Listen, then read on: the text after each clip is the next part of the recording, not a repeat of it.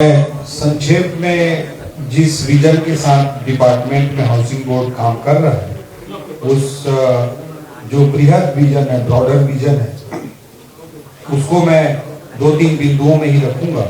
उसके बाद पूरे डिटेल प्रेस कॉन्फ्रेंस आवास मेला के संबंध में हमारे हाउसिंग बोर्ड के अध्यक्ष बड़े भैया बराग सिंह देव जी आपको विस्तार से बताएंगे। और इस अवसर पर मैं सभी मीडिया के साथियों का अभिनंदन करता हूं, हमारे आयुक्त महोदय का भी मैं अभिनंदन करता हूं।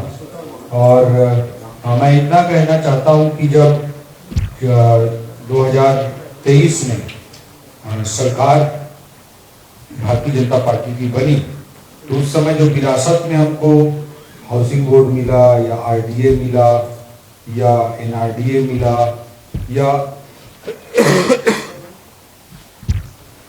सीजीएमएससी जैसी हालत मिली या रोड डेवलपमेंट कॉर्पोरेशन जैसी चीज मिली, इसका ध्यान अध्ययन करेंगे तो आपको एहसास होगा कि किस तरह से संस्थाओं को मरने के कगार पर छोड़ करके कांग्रेस गई थी। इस बात को आप डीप जा करके डेटा स्टडी करेंगे, सारे फाइनेंशियल पैरामीटर्स का अध्ययन करेंगे, लोन डेटा का अध्ययन करेंगे, तो आपको साफ तौर पर दिखाई देगा। जो अथॉरिटीज होते हैं वो स्टेट की गारंटी पर काम करते हैं, no profit no loss level पे। सरकार उनको कुछ सुविधाएं मुहैया कराती है, बट स्कीम चलाना अथॉरिटी का काम नहीं रहता है। मेन स्कीम चलाना डिपार्टमेंट्स का काम रहता है। अथॉरिटी को कुछ नया इनोवेशन करके, नया काम करके जनता के हित में सरकार से बिना ज्यादा बर्डन डाले कुछ अच्छे कामों को एग्जीक्यूट करना मेन काम होता है अथॉरिटी का। तो उस दिशा में हमने लगातार प्रयास किए हमारी सरकार बनने के बाद। और हम दूसरे अथॉरिटीज में क्या प्रयोग किए हैं और उसके क्या परिणाम आए, उसके किसी अन्य अवसर पर मैं व्याख्यायित करूंगा। लेकिन आज हाउसिंग बोर्ड के संबंध में मैं इतना कहना चाहता हूं कि हाउसिंग बोर्ड के ऊपर जो जीएडी आवास जैसे सरकारी बर्डन थे, जो मान लीजिए जीएडी के आवास पे पुल होते हैं, उसमें बोल दिया जाता है कि जीएडी के लिए आप आवास बनाओ, मतलब शासकीय कर्मचारियों के लिए आवास बनाओ, या कोई एक तरह से शासकीय जिम्मेदारी होती है और उसके लिए अथॉरिटी को लोन लेवा दिया जाता है। ऐसे सामान्यता होता है, तो इसमें कोई बुरी बात भी नहीं। स्टेट गारंटी से लोन लेना और कुछ अच्छी परियोजनाओं को एग्जीक्यूट करना बुरी बात नहीं है। लेकिन कांग्रेस के 5 सालों में उस लोन के बारे में किसी ने चिंता नहीं की और लगभग एनपीए जैसे हालात सभी अथॉरिटीज के लोन के बन गए 5 सालों में। वो जो लोन के डेटा देते हैं, दुनिया भर की बातें करते हैं, उसमें अथॉरिटी की क्या स्थिति थी, कितनी देनदारियां छोड़ कर गए, उनका जिक्र नहीं करते। तो हाउसिंग बोर्ड के ऊपर जो मैं पहला बिंदु रखना चाह रहा हूँ कि हाउसिंग बोर्ड मृतप्राय स्थिति में था और उसको बचाने के लिए आदरणीय मुख्यमंत्री जी के नेतृत्व में हमारी सरकार ने बड़ी वित्तीय पहल की और लगभग 800 करोड़ 790 करोड़ रुपए का लोन हाउसिंग बोर्ड के ऊपर में चढ़ा हुआ था। 790 करोड़ रुपए का लोन हाउसिंग बोर्ड के ऊपर में चढ़ा हुआ था। उसको पिछले साल के बजट में एक मुश्त हमने व्यवस्था करते हुए उस लोन को पटाने का काम किया, नहीं तो उस लोन से आगे हाउसिंग बोर्ड की यात्रा को हम आगे बढ़ा ही नहीं पाए। आगे ले जाने में बहुत सारी दिक्कतें हैं। तो 790 करोड़ रुपए के लोन को एक मुफ्त भुगतान करने का काम शासन की ओर से किया गया, जो मैं मानता हूं कि हमारे मुख्यमंत्री जी के नेतृत्व में इस सरकार की बड़ी वित्तीय पहल है। आप स्टडी करेंगे तो रोड डेवलपमेंट कॉर्पोरेशन ने भी असम ने किया, बहुत सारे संस्थानों ने किया, बट हाउसिंग बोर्ड के ऊपर सरकारी दायित्वों के निर्वहन के लिए मैक्सिमम लोन थे, पूरे के पूरे लोन थे। जैसे जीएडी कानून बनाया, सरकार को पाने से उसके लिए पैसा देना चाहिए, बट उसको लोन लेवा गया, ठीक है, वहां तक भी कोई बुराई नहीं है, लेकिन उसका पेमेंट नहीं हो रहा था। एनपीए जैसे हालात बन गए थे, तो उसको एक मुश्त 790 करोड़ रुपया शासन से वित्तीय भुगतान करके हाउसिंग बोर्ड को इस कर्ज जाल से मुक्ति दिलाने का काम किया गया, ताकि आगे संस्थान स्वस्थ तरीके से अच्छे परियोजनाओं को, अच्छी चीजों को आगे बढ़ा सके। ये एक बड़ा काम हम लोगों ने किया। दूसरा बिंदु जो मैं महत्वपूर्ण रूप से आपके समक्ष रखना चाहता हूं, वो ओटीएस का है, वन टाइम सेटलमेंट का। उसके डिटेल डेटा आदरणीय अनुराग जी आपके समक्ष प्रस्तुत करेंगे। तो अगर आप सबको पता है कि 10 साल से अधिक अवधि के हजारों घर हाउसिंग बोर्ड के नहीं बिके थे। हाउसिंग बोर्ड के हजारों घर नहीं बिके थे और वो जर्जर होने के हालत में पहुंच रहे थे और एक तरह से नेशनल वेस्ट हो रहा था, राष्ट्रीय क्षति हो रही थी कि बना दिया गया और ना उसको वो ना बिक पाया, ना वो कोई व्यक्ति खरीदा, ना वो सरकार के काम आ रही है, डिप्रिशिएशन उस प्रॉपर्टी का अलग हो रहा है। तो ये एक बहुत बड़े विशेष सर्कल में हम लोग फंसे हुए थे, हाउसिंग बोर्ड फंसे हुए थे। 19 जनवरी 2025 को ओटीएस का हम लोग पूरा प्रपोजल विभाग की ओर से बनाकर कैबिनेट में लेकर गए और आदरणीय मुख्यमंत्री जी के मार्गदर्शन में हमने ओटीएस 2 लॉन्च किया और उसका कितना शानदार रिस्पांस मिला और जो पुराने बचे हुए खंडहर हो रहे जो सरकारी संपत्ति थी उसे किस तरह से निष्पादित करके हाउसिंग बोर्ड के लिए आय अर्जित की गई, इसका विस्तृत विवरण हमारे अध्यक्ष दी देंगे। तो ये एक बड़ा काम किया गया ओटीएस का। आप इसमें कह सकते हैं कि कांग्रेस के 5 सालों में जितना नहीं हुआ, जनवरी के बाद ओटीएस 2 लाने के कुछ महीनों में, चंद 3-4-5 महीनों में वो काम हो गया। एक बड़ा कदम जो ओटीएस का था और हाउसिंग बोर्ड जिसके लिए क्रिटिसिज्म भी होता था, सबको दिखता था कि किस तरह से प्रॉब्लम चल रही है, ये एक मेजर समस्या के रूप में रहा है जिसको ओटीएस 2 के माध्यम से सरकार ने, विभाग ने, हाउसिंग बोर्ड ने बड़ा नीतिगत निर्णय लेते हुए इस चीज को हैंडल करने का काम किया। इसके बहुत अच्छे प्रतिसाद आए हैं और हाउसिंग बोर्ड को एक नया छलांग लगाने में बड़ी मदद मिली।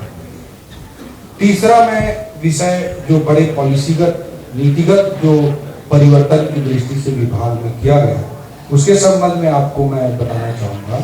अभी हमने जिक्र किया कि 10 साल पहले की प्रॉपर्टी नहीं बिक पाई, तो हमने जो पाया कि भाई कहाँ पर डिमांड थी, कहाँ पर डिमांड नहीं थी, उन सब के बावजूद अगर कहीं न कहीं बने होंगे उल्टे सीधे, जहाँ जरूरत नहीं थी वहां बना दिए गए, ऐसा कुछ ना कुछ गलती होगा। किसी को मैं ब्लेम नहीं करना चाहता, न ही उसका मैं वो कोई गड्ढा खोदना चाह रहा, लेकिन ये तो कॉमन सेंस की बात है कि भाई कहीं न कहीं मिस्टेक था, पॉलिसी में गलती थी, जिसके कारण बिना जरूरत के बनते चले गए और वो बिक नहीं पाए और 10 साल तक नहीं बिके, खंडहर होते रहे तो भी नहीं बिके, ओटीएस लाए गए, छूट लाए गए तो भी नहीं बिके।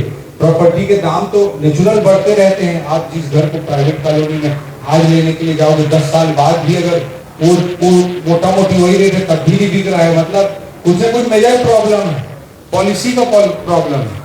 तो इस चीज को हमने समझते हुए विभाग में बड़ा नीतिगत परिवर्तन जो किया वो है कि जो बुकिंग पॉलिसी है उसमें हमने बड़ा परिवर्तन लाया है, जो सरकार की नेक मंशा को, सरकार के गुड गवर्नेंस की मंशा को बताता है। इसमें मैं कहना चाहूंगा कि हमने अब जो पॉलिसी अडॉप्ट करी है कि किसी भी प्रोजेक्ट में कंस्ट्रक्शन के लिए टेंडर तब तक नहीं लगाएंगे जब तक पॉलिसी लॉन्च, प्रोजेक्ट लॉन्च होने के 3 महीने तक 10% हर महीने बुकिंग ना आए। अगर 3 महीने तक 10% हर महीने बुकिंग आ रही है, ठीक है, हर महीने 3, मान लीजिए पहले महीने 10% की बुकिंग आई, दूसरे महीने 12% की बुकिंग आई, तीसरे महीने 14% की बुकिंग आई, मतलब वहां पे रेगुलर एक डिमांड है, ये इस चीज का स्पष्ट इंडिकेशन से द्योतक है। और जब पहले 3 महीने में 30% से अधिक की बुकिंग हो जाएगी तब उस काम का टेंडर लगा के निर्माण के काम को आगे बढ़ाया जाएगा। ये पॉलिसीगत परिवर्तन किया गया, नीतिगत परिवर्तन किया गया। इसमें एक और है कि कहीं पर मान लीजिए प्रोजेक्ट लॉन्च हुआ और उसमें पहले ही महीने मान लीजिए 15 दिन में ही मान लो 60% बुकिंग आ गई, तो उसको 3 महीना के पहले भी या 3 महीना के पहले भी उसमें टेंडर लगाया जा सकता है। तो ये जो मूल रूप से कहा गया कि जबरदस्ती बनाने के लिए बनाने या कंस्ट्रक्शन का खेल या कंस्ट्रक्शन का कमीशन, ओपनली मैं बोल रहा हूँ मीडिया के सामने कि कंस्ट्रक्शन के कमीशन का खेल ना हो और उसके लिए जबरन निर्माण कार्य ना हो, बिना डिमांड के निर्माण काम ना हो, इसके लिए बड़ा पॉलिसीगत परिवर्तन किया गया। विधानसभा में विस्तार से बताया था, जो साथी रहे होंगे सुने होंगे, तो उसमें भी बड़ा परिवर्तन किया गया। तो मूल रूप से ये फोकस है जहां डिमांड है वहीं कंस्ट्रक्शन हो, ताकि जो 10 साल 15 साल पुराने जो पाप हैं जिसको आज हमको ठीक करना पड़ रहा है, वो आने वाली समय में, आने वाले दशक में 10 साल 15 साल बाद दूसरे को या किसी को भी ना झेलना पड़े, और राज्य के संपदा का, राष्ट्रीय संपत्ति का अनावश्यक अपव्यय ना हो। इसके लिए एक बड़ा पॉलिसीगत परिवर्तन ये किया गया है कि जब तक एक झटके में 60% की बुकिंग या लगातार 3 महीने तक 10% की बुकिंग ना आए, तब तक टेंडर नहीं लगाएंगे। ये पॉलिसीगत निर्णय विभाग में हाउसिंग बोर्ड के संदर्भ में किया गया है, ताकि कंटिन्यूअसली जहां डिमांड हो वहीं बने, और फिर वो बनते बनते अपने आप 3 महीने में अगर 30% बुकिंग आ गई, फिर आप टेंडर लगाते हो, फिर आप कंस्ट्रक्शन करते हो, 6 महीना, साल भर, 1.5 साल लग ही जाएगा। तो उतने में फिर वो 30% है वो अपने आप 60, 70, 80% तक पहुंच जाएगा। फिर वो प्रॉपर उस प्रोजेक्ट को सक्सेसफुली करना आसान होगा। तो इस तरह के कुछ बड़े नीतिगत परिवर्तन, नीतिगत बदलाव किए गए हैं। और उसके बाद हमारे आदरणीय अध्यक्ष बड़े भैया अनुराग सिंह देव जी के लीडरशिप में और हमारे आयुक्त अवनीश शरण जी के कार्यपालिक लीडरशिप में हाउसिंग बोर्ड ने पिछले कुछ महीनों में इस बुनियाद पर बहुत अच्छे तरीके से काम को आगे बढ़ाया है। और जो अभी आप होर्डिंग्स में देख रहे होंगे, सब जगह देख रहे होंगे कि 2000 करोड़ रुपए का 2000 करोड़ रुपए का प्रोजेक्ट लॉन्च करने का, एक साथ आवास मेला करने का इतना बड़ा अभियान, इतना बड़ा महायज्ञ अनुराग जी के और हमारे अवनीश जी के साथ ये लॉन्च किया गया है। तो इसका और बहुत विस्तार से है। रीडेवलपमेंट के भी हम प्रोजेक्ट पे सरकार ने हाउसिंग बोर्ड को जिम्मेदारी दी है कि जो कई जमीनें होती हैं, कई संपदा होती है जो बेकार जर्जर पड़ी रहती है, उसके जगह कुछ अच्छा निर्मित होगी। इस दिशा में भी मुख्यमंत्री जी के नेतृत्व में हाउसिंग बोर्ड को इस दिशा में भी आने वाले समय में अग्रेसिव काम करके दिखाएगा। तो ये कुछ नीतिगत परिवर्तन वाली विषय थे जिसको मैंने आपके समक्ष रखा है कि एक मुफ्त लोन से मुक्ति, सरकार ने पहला वित्तीय कदम उठाया। दूसरा, OTS 2 ला करके काफी अग्रेसिव काम किया। तीसरा, बुकिंग और कंस्ट्रक्शन की पॉलिसी में डिमांड आधारित उसको बनाया गया ताकि अनावश्यक बिना डिमांड के कंस्ट्रक्शन ना हो, ये किए गए। और रीडेवलपमेंट के अपॉर्चुनिटीज की ओर हम लोग यानी कुछ 3-4 नीतिगत विषय में आपके समक्ष रखना चाहता था। नीतिगत दृष्टि से फ्री होल्ड करने का भी जो विषय था उसको भी लाया गया। तो इस तरह से कई महत्वपूर्ण नीतिगत निर्णय भी लिए गए और उस बुनियाद पर हाउसिंग बोर्ड के अध्यक्ष अनुराग सिंह देव जी के नेतृत्व में बहुत शिद्दत के साथ और मेहनत के साथ पिछले कुछ महीने में काम किया गया है। तो उसके लिए अनुराग भैया जी को बहुत बहुत बधाई देता हूँ और अनुराग जी को और अवनीश जी को, उनकी पूरी टीम को बहुत बहुत बधाई देता हूँ कि वो लोग एग्रेसिव काम करके अच्छे तरीके से चीजों को आगे बढ़ा रहे हैं ताकि छत्तीसगढ़ के सामान्य लोगों को, लोअर मिडिल क्लास लोगों को उसका लाभ मिल सके। इस दिशा में काम कर रहे हैं, उसके लिए मैं बहुत बहुत बधाई देता हूँ। आगे विस्तार से इस आवास मेला के बारे में और इस प्रेस कॉन्फ्रेंस के बारे में जानकारी प्रस्तुत करने के लिए मैं आदरणीय अनुराग सिंह देव जी को आमंत्रित